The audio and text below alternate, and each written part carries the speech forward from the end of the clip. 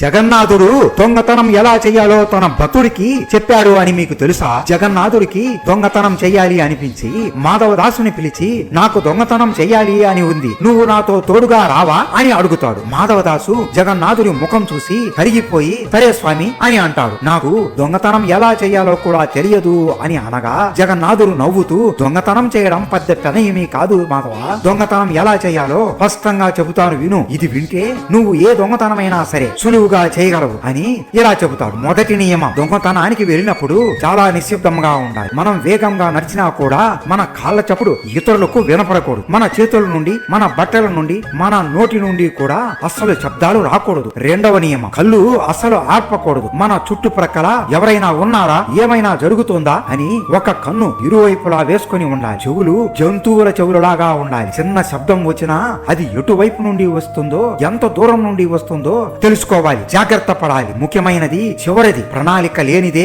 దొంగతనం చేయకూడదు. మనం ఎక్కడికి వెళుతున్నాం, ఏమి దొంగతనం చేస్తున్నాం, ఎలా పారిపోతున్నాము అని ఖచ్చితంగా ప్రణాళిక వేసి మొత్తం మన బుర్రలో పెట్టుకోవాలి మాధవ అని చెబుతాడు. మాధవదాసు నవ్వుతూ, సరేలే స్వామి, మీరు చెప్పినట్లే అన్ని పాటిస్తాను. ఇప్పుడు దొంగతనానికి ఎక్కడికి వెళదాము అని అనగా, మన రాజు గజపతి ఉన్నాడు కదా, అతనికి ఒక తోట ఉంది. ఆ తోటలో మొత్తం పనసకాయలు కాస్తున్నాయి, అవి దొంగతనం చేద్దాం. నాకు భలే ఇష్టం ఈ పనసకాయలంటే అని అనగా, మాధవదాసు నవ్వుకుని, ఒక్క నిమిషం ఆగండి, రాజభటులను పిలిచి మీకు ఎన్ని కావాలంటే అన్ని పనసకాయలను తెప్పిస్తాను అని అంటాడు. జగన్నాథుడు నవ్వుతూ, ఇప్పుడు రాజు ఇచ్చిన పనసకాయలను తింటే అస్సలు రుచి అంతగా ఉండదు మాధవ. అదే మనం అర్ధరాత్రిలో లేచి దొంగచాటుగా ఎవరికి కనబడకుండా తోటలోకి దూరి కష్టపడి కింద మీద పడి ఆ చెట్టు ఎక్కి ఆ పనసకాయను తెచ్చి ఒలిచి తింటే ఉంటుంది చూడు, అబ్బబ్బబ్బబ్బబ్బా, అది వర్ణనాతీతం. ఆ రుచి గురించి మాటల్లో చెప్పలేం మాధవ